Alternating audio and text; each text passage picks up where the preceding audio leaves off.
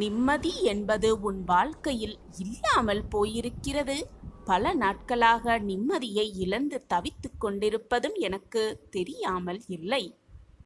உன் மனதில் பலவிதமான பிரச்சனைகளை சுமந்து கொண்டிருக்கிறாய். பல சோகங்களை சுமந்து கொண்டும் இருக்கிறாய்.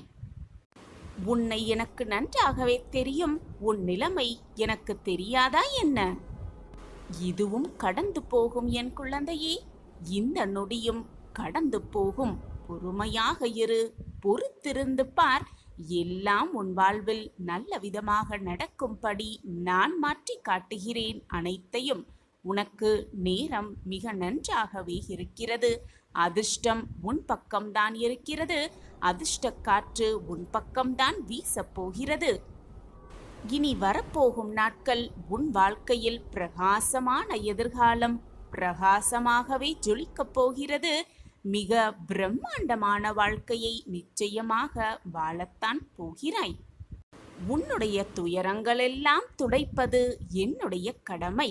உன் துயரங்களையெல்லாம் துடைத்து நல்ல செய்தி, மகிழ்ச்சியான செய்தியை உன்னிடம் சேர்ப்பது உன் சாயப்பாவின் கடமை. என்ன நடந்தாலும் என்னதான் நிகழ்ந்தாலும் நம்பிக்கையை மட்டும் எப்பொழுதும் கைவிட்டு விடாதே. நம்பிக்கையை மட்டும் இழந்து விடாதே. நீ வேண்டிய அனைத்தையும் நிச்சயமாக நான் உனக்கு நிறைவேற்றி தருவேன். உனக்கு என்ன வேண்டும், எதை கொடுத்தால் நீ மகிழ்வாய் என்பது உன்னை தவிர உன் சாயப்பாவிற்கு நன்றாகவே தெரியும்.